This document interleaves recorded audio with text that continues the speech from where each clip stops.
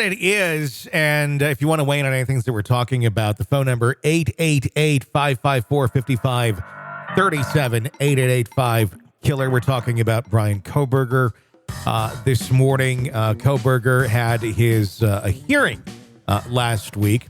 And one of the things that came up was Alibi.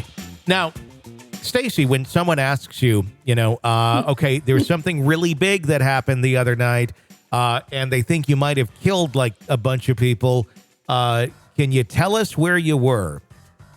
Yeah, as long as you weren't the one who did the murder, you could probably tell somebody where you were and what happened without having to take weeks, months, years, and consultations with attorneys to come up with that answer, because the truth just speaks the truth. And then, okay, well, then that's it. We'll do our checking to make sure that that's right. But as long as you got a legit one, you're good.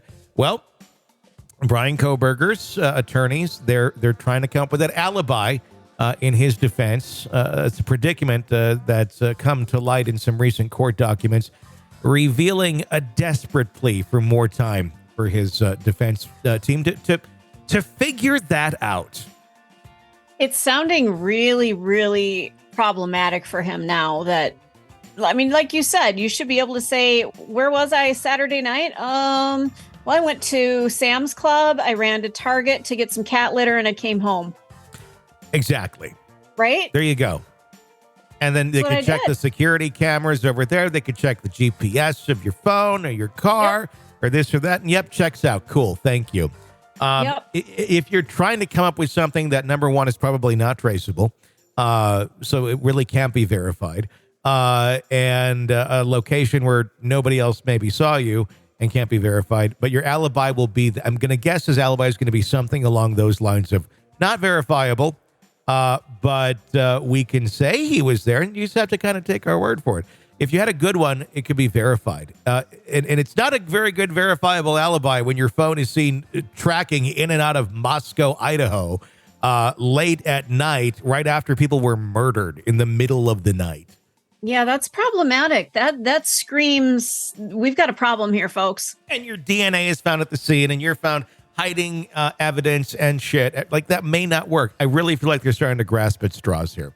Especially with their attack of the media the other day. It made no sense where they brought up the influence that various people are having on this case, which is like, it's almost like a Casey's countdown. Like, moving in today at number 24 on the Kohberger's countdown.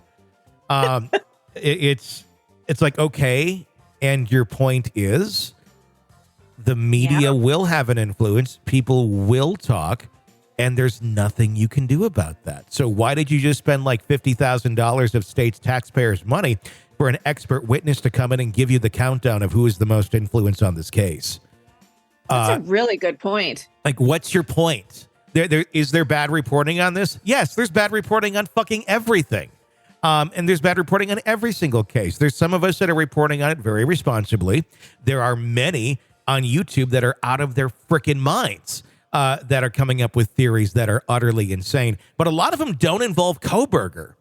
But the Kohberger team seems to have a real big issue with anybody speculating on Kohberger in this specific case. They don't really speak up, which is kind of insane. It's a total oxymoron, where I would think if they wanted anything, they'd be encouraging the speculation of people other than Kohberger. But they just really focus on people that talk about Kohberger and how that could influence a juror. Yes, it very well could. It could easily do that. It makes me question a little bit more about some of the other unintended consequences that attorneys play and courts play, thinking, oh, we're gonna control this narrative. We're gonna keep people quiet with a gag order. It creates more speculation if you don't have representatives sharing the narrative of the case and sharing what they have, if there's something good. I would think if they had a true alibi for Kohberger would be free by now. They could show that alibi and then go, well, yep, charges dropped. They can prove he wasn't there. But that doesn't seem to be what's going on at all. Since Kohberger's arrest. What really concerns me is that they are trying to set up for this defense that, hey, we didn't, people are thinking so many things out there and talking that there is no way that we could find an impartial jury. That they're setting it up this way instead of, hey, this guy is guilty. They're just going to come out and say, sorry, we couldn't get a fair trial. We couldn't get an impartial jury. They're playing the Trump card, literally. Yeah. They're playing the card of it's rigged. And they're saying it before the trial has even happened. They're saying it won't be fair. And they're playing it and they're trying to create that narrative before anything has ever happened. And then when it doesn't go their way, then they're going to say, see, we told you. Exactly. It's like, and it's not because it is rigged. It's just because you're a criminal. And that's all the answer is. But people like to think there's always something else going on. And I don't know. I mean, obviously he's innocent until proven guilty. But come on now. Kohberger's arrest is they've been having a lot of the prosecution has supplied a staggering 51 terabytes of data over in the discovery process for everybody to go through. And it's being made up like this is ridiculous. And it does sound pretty big. I can guarantee it's not 51 terabytes of text. OK, there isn't 50. I mean, that would be like the Library of Congress and like every book ever made. Would be 51 terabytes of text. It's not that. I can almost guarantee that 51 terabytes of data is a lot of video. It's probably all of the security camera footage. It's probably God knows what Kohberger had on his computer of video that's there, which video, if it's not compressed, can be fucking huge. So yes, it can. To get up to 51 terabytes of data, that's a lot of stuff. Most computers don't even, there isn't a 51 terabyte hard drive. It doesn't exist.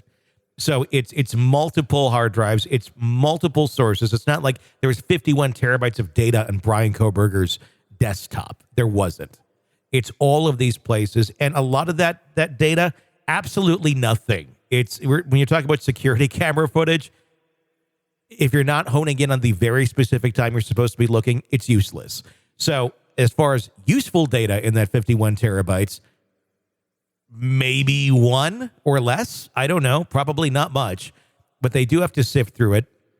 But you just got to remember, video footage, very, very large. Okay? And it doesn't take a ridiculous amount to reach that sort of a threshold. It really doesn't, depending on how it's compressed or not compressed. And they probably got, ring footage from many different homes and business security footage. So, you're making a really valid point here. Ann Taylor, in her motion, boldly stated that deciding on an alibi at this stage would be, at the very least, premature. The team had barely scratched the surface of the vast pile of evidence before them. Okay, well, deciding on an alibi? How do you decide on an alibi? Either you have it or you don't. It's what is your alibi, not like what's going to play best in court. Well, of course, that's what you're going to do. But when you're telling people, it's like a child saying, let me figure out my lie here. Give me a few more minutes. I'll come back out, Mom and Dad, and I'll let you know. Okay. Just the whole thing is just weird. I don't understand deciding on an alibi. I don't get that. Not at all. Kohberger appeared in court the other day wearing a suit for the first time, which was rather interesting and kind of bizarre for a hearing of this style. Normally, they just bring him out there in their jail clothes. That shows to me, and what I talked about with Jennifer Coffindaffer earlier today about this is that the court's really trying to give some leverage, leverage or just really trying to look not biased whatsoever, because normally you wouldn't do that. So I don't know if that's, let's put him in a suit. But I do think it's an interesting move on Kohberger's part, because he's always going to look professional. And what was this hearing 100% about? People talking about him. I think he's eating it up. He had a smirk on his face through most of the hearing. He did. I saw that picture, and he's just, it's like almost. It's Ted Bundy-ish. Yes, thank you. It's eerie, it's creepy, it's unsettling. Very much so. It is very much, I think, Ted Bundy-ish. The judge What is he smiling about? that he's there. I think I stand, and I think by the end of this thing wrapping up, I think he wanted to get on the ride, and I think he wanted to experience everything about this ride. Oh, And he doesn't care where it's going to end. I think this is how he's feeling. This is probably the biggest thrill he's ever had in his life. And he probably is really eating it up. That would be my personal opinion on viewing what we've seen thus far. yeah. Judge is expected to issue a decision on the gag order that a coalition of more than 30 media organizations has asked him to suspend, arguing that it violates the First Amendment of the Constitution. Kohberger and his attorneys obviously don't want that changed anytime soon. Supposedly, the trial will start on October 2nd, depending on how much kicking and screaming there is on an alibi and 51 terabytes of data that they're going to continue to make into something that it's not. Ugh. So, there you go. Yeah, mark your calendar. Mark your calendars, kids. And if you ever get convicted of murder, make sure you wear that black suit to all the hearings, because it's going to make you look a lot more professional. It'll really make an impact on the case. Murder in the morning from the Hidden Killers podcast. Going to weigh in on any of the stories we're talking about. 888-554-5537 is the phone number. 888-5-KILLER. We'd love to hear from you. Lots more to come. Press subscribe. For Stacy, I'm Tony. Stay with us.